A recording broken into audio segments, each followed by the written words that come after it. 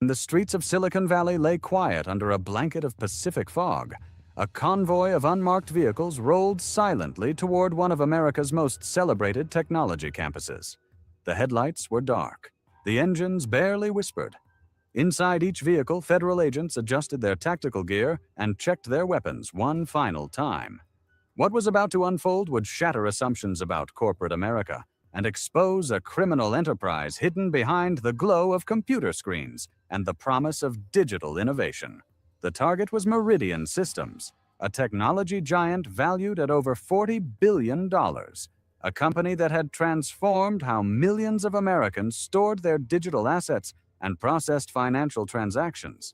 Its campus sprawled across 18 acres of manicured grounds, featuring glass towers that reflected sunlight during the day and hummed with server activity through the night. Inside those buildings, engineers designed platforms used by banks, hospitals, and government agencies. The public saw innovation. Federal investigators saw something else entirely. At 4:12, the operation began. Teams from the Federal Bureau of Investigation, the Department of Homeland Security, the Secret Service, and specialized cybercrime units moved into position at every entrance. Surveillance drones circled overhead, their cameras capturing thermal signatures inside the main tower. Armored vehicles blocked the access roads while agents in night vision gear advanced across the parking structure. There would be no escape routes. There would be no warnings. The first breach happened simultaneously at 3 locations. Steel doors collapsed inward as tactical units poured through, flashlights sweeping across reception areas and security checkpoints. Startled night shift employees dropped their coffee cups and raised their hands. Voices echoed through the corridors with sharp commands. Federal agents, nobody move. Search teams fanned out across every floor, clearing offices, conference rooms, and employee lounges. But the primary objective was not on the executive level. It was underground. Deep beneath the main building, past layers of biometric security and climate-controlled corridors, sat the heart of Meridian Systems, the server farm. Rows upon rows of humming machines stretched across a space the size of a football field. Blue lights blinked in patterns that only engineers understood. The temperature hovered near 55 degrees, kept cold to prevent the processors from overheating.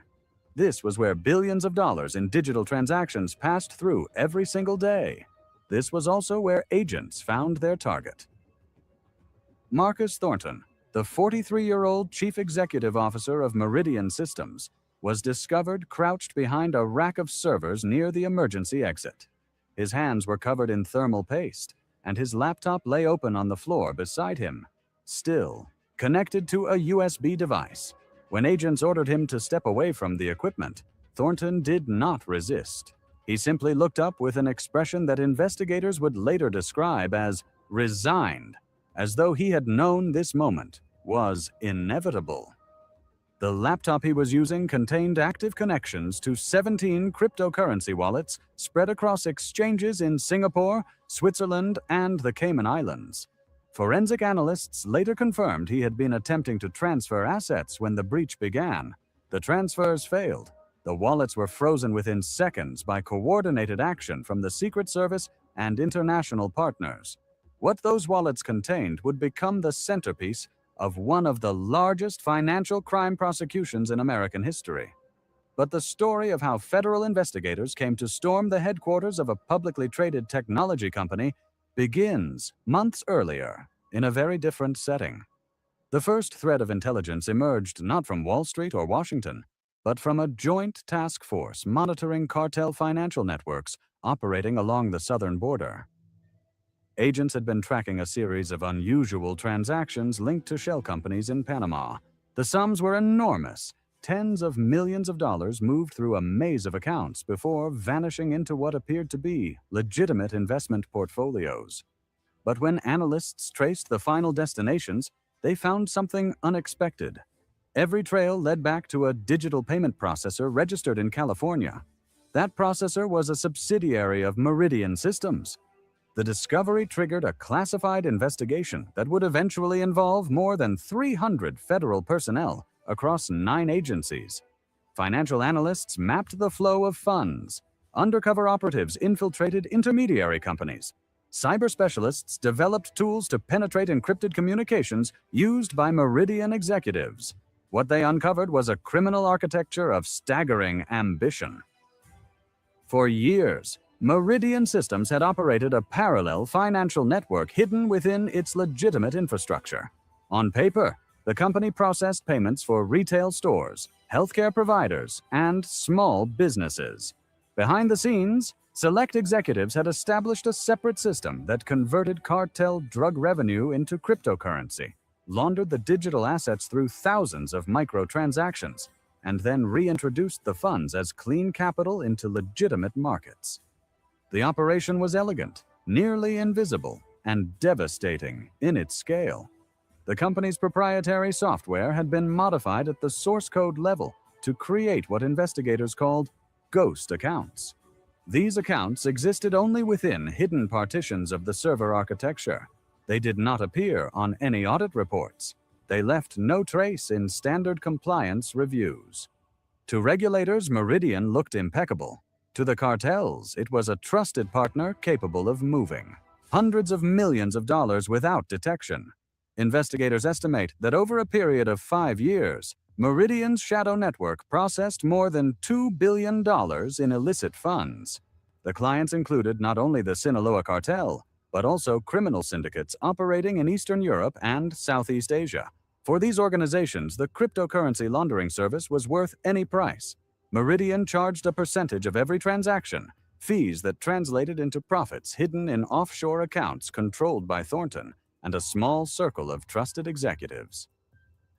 The investigation accelerated when a mid-level engineer at the company approached federal agents through a whistleblower program.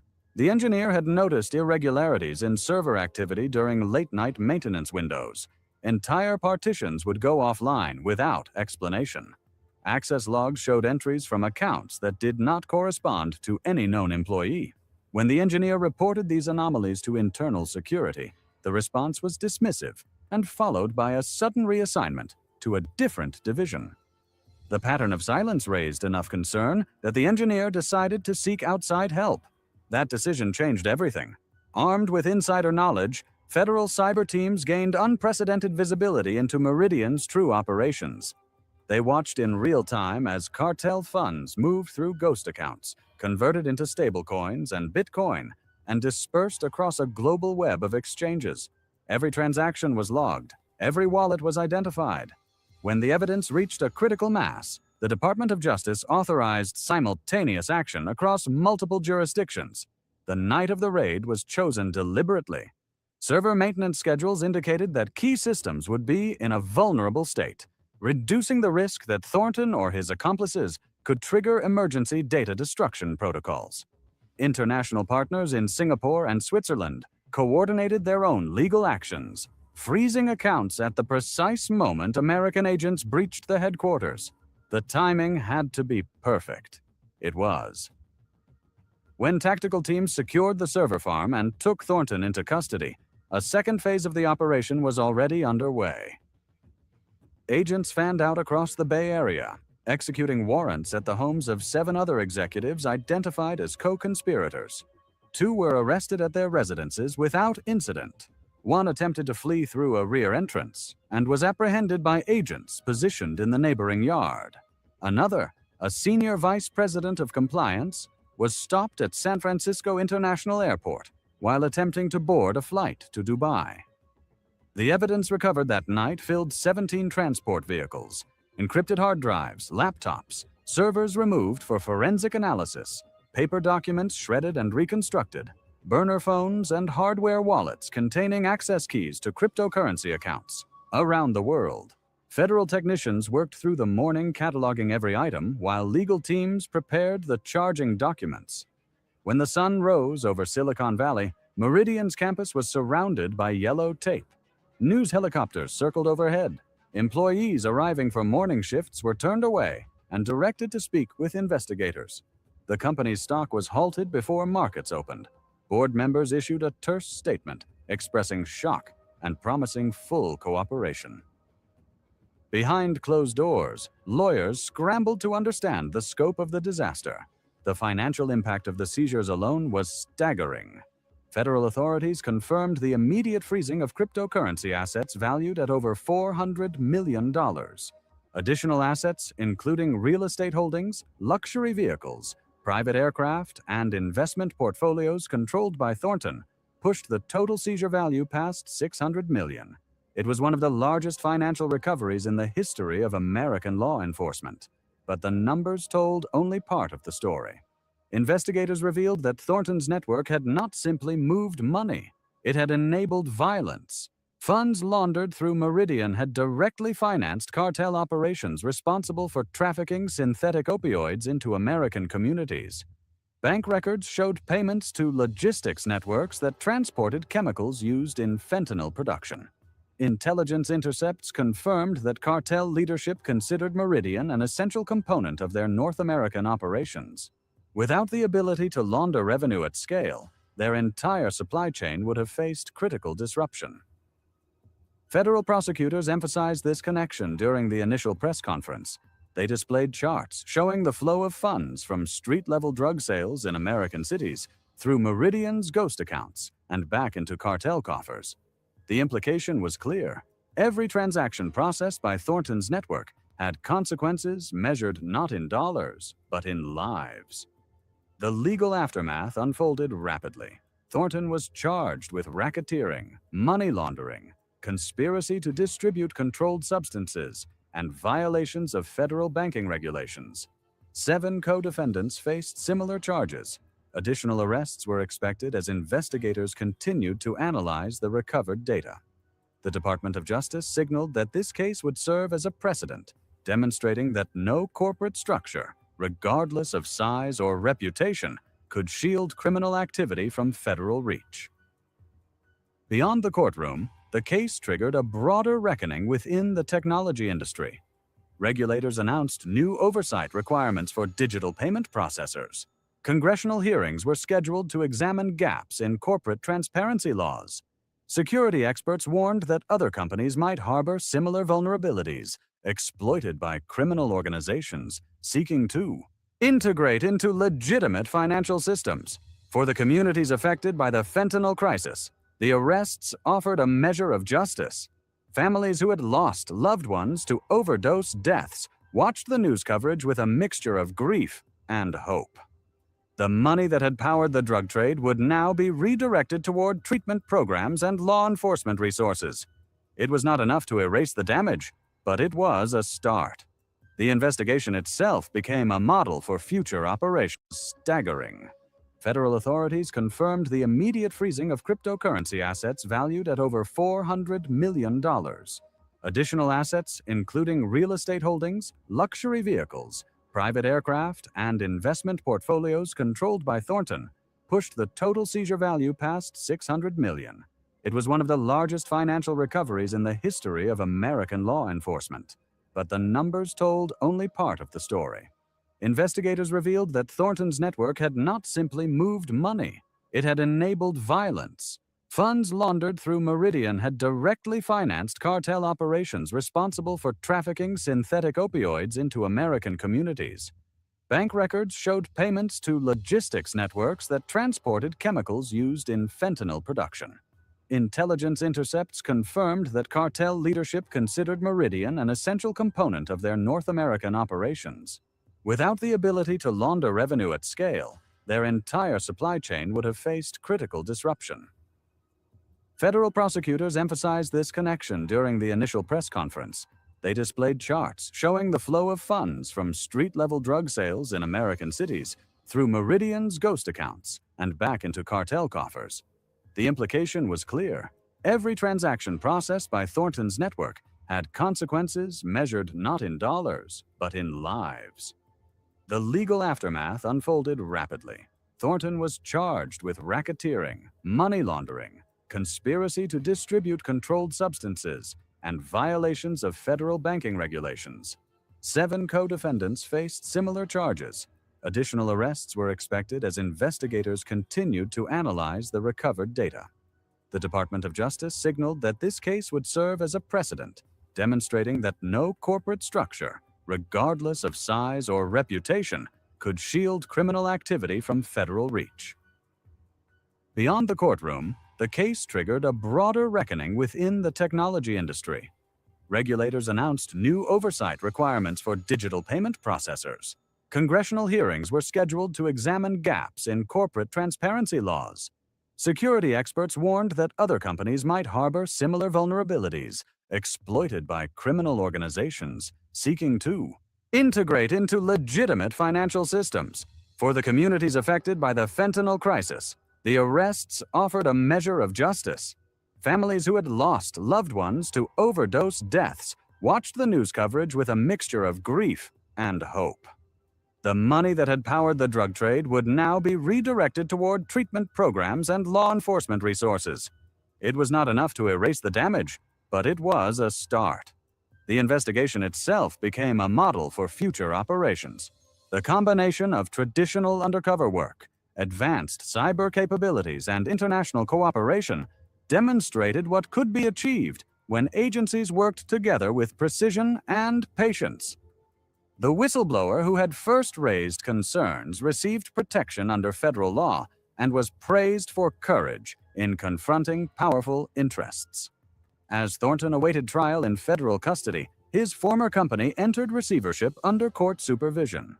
Thousands of innocent employees faced uncertainty about their jobs and their futures. The brand that had once represented technological progress now carried the stain of criminal enterprise. The glass towers still stood, but their meaning had changed forever. In the weeks following the raid, federal officials released additional details about the scope of the investigation. They described how agents had developed proprietary software to track cryptocurrency transactions across multiple blockchains simultaneously. They explained how undercover operatives had posed as cartel intermediaries to document the laundering process from the inside. They revealed that Thornton had maintained a secondary identity, complete with forged documents and overseas residences, as a contingency for exactly this scenario. The message from law enforcement was unmistakable. Criminal networks might hide behind technology, corporate structures, and international borders. They might believe that digital assets and encryption make them untouchable. But the resources, expertise, and determination of American agencies will find them. The server rooms and cryptocurrency wallets that once seemed like impenetrable fortresses are now evidence lockers. The executives who once operated in shadows now stand before judges. The case serves as a reminder that infrastructure can be weaponized by those who abuse positions of trust. It also demonstrates that vigilance, whistleblower courage, and coordinated federal response can dismantle even the most sophisticated criminal enterprises. The technology that enables modern crime also creates records, and those records, when properly analyzed, become the foundation of justice. Marcus Thornton built his empire on the assumption that digital complexity would provide permanent concealment. He underestimated the capability of those sworn to defend the financial integrity of the nation. As he sits in a federal detention facility, awaiting the next phase of legal proceedings, the assets he once controlled are being liquidated. The cartel connections he cultivated are scrambling to find alternative laundering channels. The employees he deceived are testifying before grand juries. The servers that once processed billions in illicit funds now sit in evidence storage, their hard drives preserved for trial. The cryptocurrency wallets that held the proceeds of drug trafficking are empty, their contents transferred to accounts controlled by the United States Treasury. The corporate campus that once symbolized innovation now stands as a monument to the consequences of betrayal. When federal agents found Thornton hiding among the machines he had used to build his criminal network, they captured more than a fugitive. They captured a warning. The digital economy offers extraordinary opportunities for progress. It also offers extraordinary opportunities for abuse. The difference between the two lies in transparency, accountability, and the willingness of good people to speak up when something is wrong. This story is not finished. Investigations continue. Additional charges are expected. International partners are pursuing related cases in their own jurisdictions. The full scope of the network may take years to uncover completely, but the central fact remains unchanged. A criminal enterprise that operated in plain sight has been exposed. A chief executive who believed himself untouchable is now in custody, and the financial system that cartels exploited for years has been forced to confront its vulnerabilities. The message to anyone who believes they can use American technology to serve criminal purposes is simple. The resources of the federal government are patient, persistent, and precise. The next raid may come at 4 in the morning, without warning, with tactical teams positioned at every exit. And when it does, there will be no server room deep enough to provide shelter.